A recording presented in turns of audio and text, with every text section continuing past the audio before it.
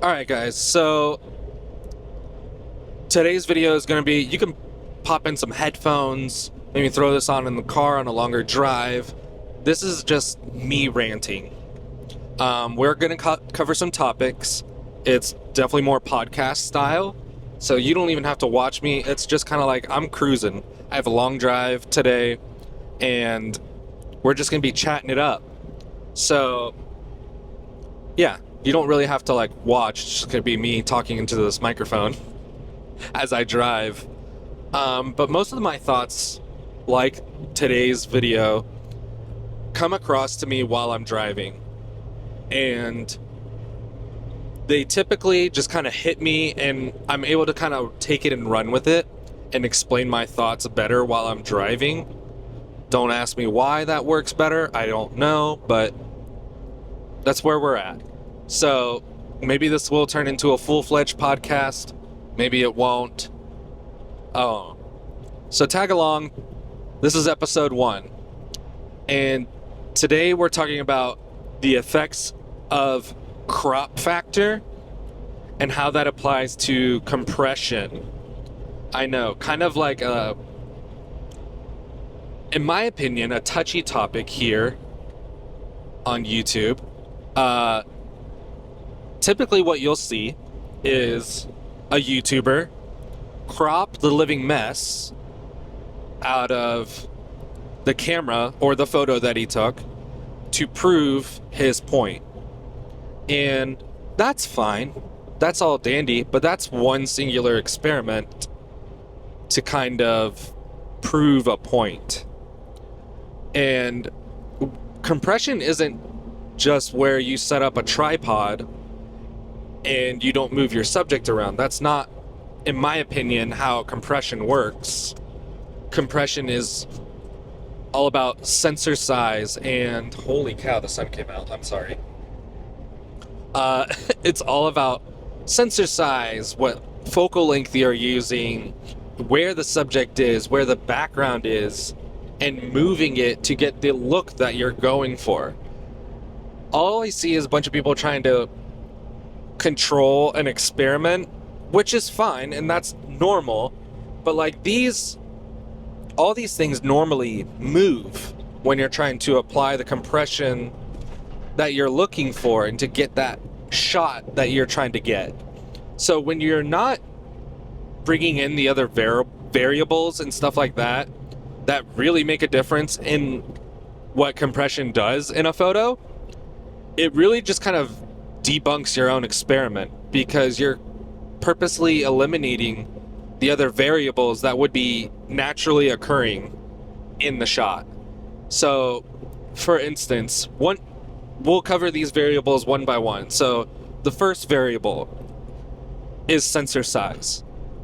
Sensor size has so much to do with compression. It probably has, in my opinion, just so we're clear. Also, apologies, my Jeep is very loud, so I'll do my best to kind of reduce the noise in post, but bear with me. So anyways, sensor size, in my personal opinion, has the most to do with compression. It affects your image drastically. And how is it affects not only just your field of view, but your focal length and how much distortion is applied to your subject that you're trying to capture, and how you're trying to apply compression into your photo. Okay? So from APS-C to full frame, everyone knows you get 1.5x crop on APS-C, and that normally kind of just gives you an overall just tighter focal length that most people are not looking for unless you're doing wildlife or something like that, which I'll be honest, in my opinion, APS-C is probably prime for wildlife photography. and things like that, where you're kind of chasing a subject and you need as much reach as possible. But you're applying this APS-C crop. So we're going to use 35 millimeters, your focal length, as kind of like a baseline. So that way you kind of can track with me visually and understand what I'm talking about. So 35 millimeters on APS-C gives you the same field of view as pretty much a 50 millimeter. So it's relatively tight, or what we call like a normal focal length. On full frame, it's considered wide. But if you compare the subject in the same photo on a full frame versus an APS-C, on full frame, you're farther, or it's just wider. So compression isn't really applied to the subject. And what I mean by that is usually the tighter focal length you go, the more pleasing a subject looks. Obviously, that's referring a little bit more to portraits, but it can also apply to vehicles. Like, on this trip, I'm taking a lot of photos of my car and my brother's car, Jeeps, if you weren't aware. And when you use a 35, like, it looks good. Don't get me wrong. It looks good. But if I tighten the focal length, you see that the vehicle kind of takes a different shape.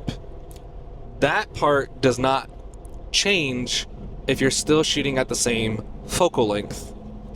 So from full frame to, let's say, APS-C, even though I'm a tighter focal length on the APS-C, I'm cropped in per se, my subject isn't any more flattering. As opposed to if I change my lens on the full frame camera and APS-C, if I put a 50 mil, which would be the equivalent field of view on the APS-C with a 35, if I put a 50 mil on the full frame, my subject becomes almost twice as more appealing because they look less distorted. They look less bubbled. If you know what, if you've ever shot, or if you want to go and test this theory, you will immediately understand what I'm talking about. Hence why they call like an 85 a portrait lens, because it's kind of like the most pleasing with the most like width that you can get, where the person is just like kind of how they're best perceived. So if you're shooting portraits and you throw on 85, like that person is going to see those photos on a full frame and be like, wow, I look great. It kind of like shrinks them or makes them look, I'm not going to say less fat because that's not the proper way to say it, but they're going to look less distorted. As opposed to if I shot the same thing on a 24, they're going to be a little stretched out. Not saying you can't use a 24 for portraits. They're just going to be more distorted. So you kind of have to know your angle and work around that. But if I use an 85 on an APS-C, I'm going to be around like a 105. That is so incredibly tight, I'm going to have to be forever away from my subject to kind of get that pleasing look to my subject. And this is where sensor size kind of makes the whole difference. If you... Sorry, everyone's like slamming their brakes on this highway. If you apply that same thing to a medium format, which is why most medium format lenses are around like an 85 or 110 or 135, it's because you get that beautiful compression on your subject. And on top of that, you get a much wider field of view. So if I use, like, I have a Pentax 6.7. I absolutely adore that camera because of the compression that it gets, but at the extremely wide field of view. So like I'm getting a 90 millimeter on full frame style compression added to my photo, so my subject looks flattering, they look like skinnier or taller, however they look less distorted, however you want to describe that part. They look less distorted, so they're very pleasing looking.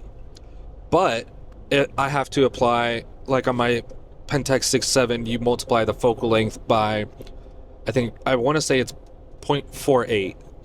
So you end up right around like a 40 millimeter on a full frame, which is fairly wide for like portraits, where you get that kind of compression.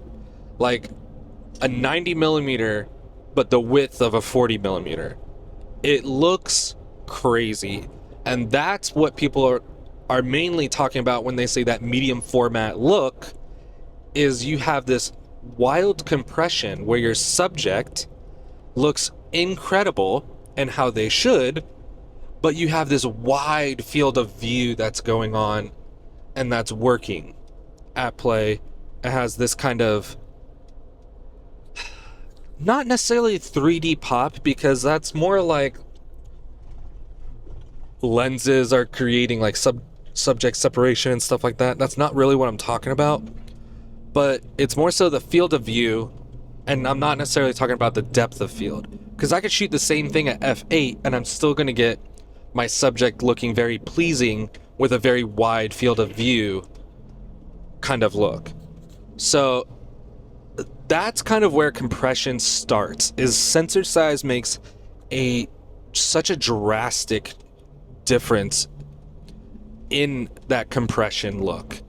So it's not necessarily that APS-C is bad and full frame is bad.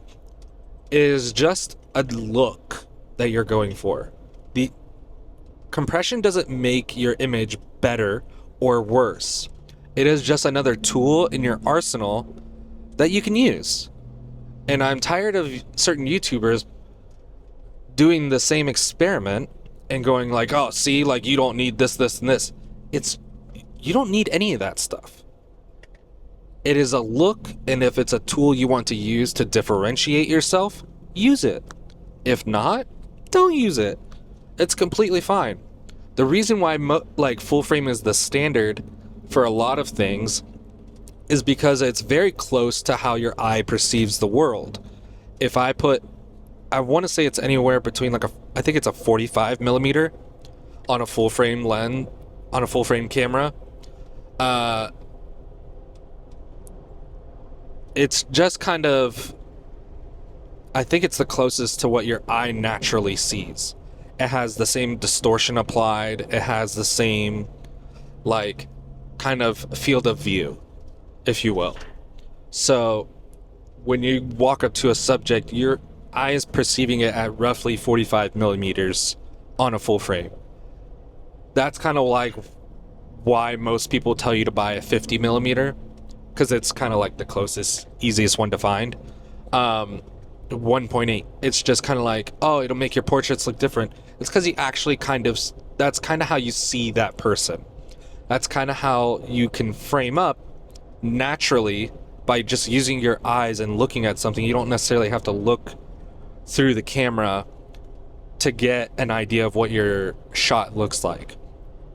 As opposed to the moment you start changing that, like you go wider, okay, now I have to look at my camera to see how close I should get to my subject or whatever. Sorry, that was like a side rabbit trail, but hopefully you're tracking with me.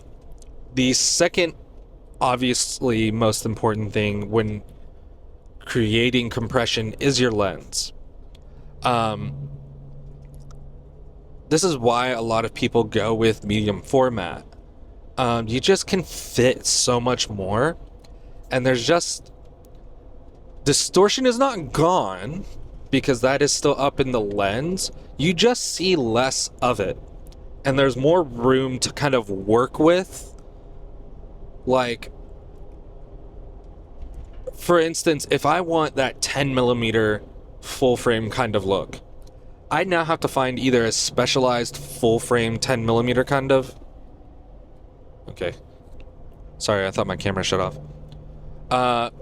If I'm looking for a 10 millimeter full frame kind of look, like that's the goal. That's kind of the shot I'm looking for. I now have to probably buy a specialized lens because 10 millimeters is kind of, it's kind of different. It's very unique. Actually, we should probably go with something a little more common. Because I don't even think there's anything on APS-C that can match 10 millimeters. Because it'd be like a 5 mil like fisheye lens or something. Which would be wild. Which honestly would probably be really fun to use. But that's besides the point. Let's go with something like 16 mil. Perfect, there we go. If we're looking for like a 16 millimeter on a full frame, there's a couple options out there. There's like the cheap Canon version, the 16 mil 2.8, but most of the time you see the 16 to 35. Great lens, nothing wrong with it. But on full frame at 16, image starts to get pretty funky. Like, there's a lot of distortion that gets introduced and stuff like that. But let's say you're trying to shoot architecture, and the only way you can fit something like that in your shot is with a 16 mil. I would say you might want to swap to medium format, because then what you're looking for is something around, I want to say it's 21 millimeters? If you're looking digital wise, I want to say it's 21 mil. If it's 6.7 wise, it's probably something along the lines of like a 28 or 28 or 35, something like that. I think 28. Anyways, besides the point, you're now going to get more pleasantly looking lines and stuff because a 28 mil is not really distorted on a full frame. It has a pretty good look to it. But because you're on medium format, you have that same pleasant look, but a 16 millimeter ish like field of view. So you're getting that more pleasant look, more natural looking, like, I don't want to say distortion, but you know what I mean. Like, it looks less distorted than it should, but you still have this absolutely wide shot that everyone's probably going to be like, how in the crap did you get that shot? It's just a way of like working around things. Again, it's not better, it's just a different way of getting and accomplishing a shot. So compression is very much a real thing, and I don't know, it bugs me when people try to use the singular, like, I cropped in and compression isn't real, it's just, you're just cropping in. No, it's more of like moving things around and trying to utilize a thing and get less distortion or get more compression into, like, I don't know, it's kind of more so playing with distortion. So anyways, like, another way, in my opinion, like the last kind of factor that plays into it is kind of subject placement. A lot of people will kind of keep the subject all the way to the background and crop in, and it's like, well, no compression will ever play a part with this because it's the same distance as the background, so just focus on infinity and step back however far you need to get the shot. But yet this is used so many times as an example of why compression doesn't exist. No, that's not how people use compression. Move the subject closer to the camera and adjust yourself. That's how compression works. You can't just flatten everything out and being like, see, I told you it's not a real thing. It is a real thing. You have to apply the actual rules to get the result. That's how it works. It's not like uh there's so many little frustrating little nuances with it that I see people trying to prove points, and it's like, but that's not how it's used. So you have to actually apply an experiment with how something is used versus, like, I don't know. It's like complaining about an ultra wide lens and you're trying to do portraits with it and you're like, but there's distortion. Yeah, it's an ultra wide lens. You probably shouldn't get that close to their face. That's not what it was designed for. So maybe use it how it's supposed to be used. And then if it doesn't work, then complain about it. I'm all for that. But you kind of have to use these things how they're intended. Like, if you have a beautiful mountain in the background, I'm not going to stick my subject somewhere in the mountain and shoot it and be like, well, compression didn't work. No, that's not how it works at all. What I would do is place the subject pretty close to me, probably pick something like a 85, maybe a 105. The 105 1.4 from Sigma is an absolute beauty. You could probably shoot that sucker at like f8 and you still get bokeh. You would see the actual shape of the mountain, but your subject would pop because she's much closer. But because you're shooting a 105, she's like less, she's not as distorted or bloaty looking as she normally probably would look if you were trying to photograph her in the mountain on, like, per se, a 35. Like, if you try to shoot that same thing at a 35, the mountain's going to look a lot smaller relative to where your subject is. If you're trying to fit the whole mountain in, you're probably not that close, or you're probably pretty close to the mountain if you're shooting it on a 35. You're probably not close at all to the mountain if you're shooting it on a 105. All those things are variables that matter when it comes to, like, compression. Like, that's just how that works. So when you take the variables out, compression doesn't exist because none of the variables that make it matter are there. So, I don't know. That's kind of like my rant for today. It's one of those things that I just keep seeing pop up every so often, again and again and again. And people always try to prove it wrong with the same exact experiment. Nothing's ever changed. It's always the same thing where they put, like, their subject up against the wall and then crop in with multiple focal lengths. And it's like, well, yeah, of course. Like, but that's not how you use compression. You have, if you're going to do an experiment, use it how it's supposed to be used and experiment that way. Like, I'm not going to take my M1 Mac that's not designed for gaming, throw it up against, like, I don't know, like some Alienware computer or something like that, and just be like, oh, this Mac is trash, and I told you it was trash. No, it's just not designed for gaming. So why would you test it in gaming? It's not made for that. Maybe the new ones, where Apple is now advertising it for gaming and stuff, go for that. Try that out, because they actually advertised it that way. So then if it fails, dump all over it.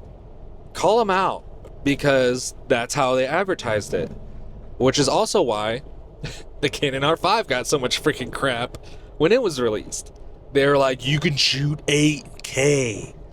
And everyone's like, are you kidding me? That's insane.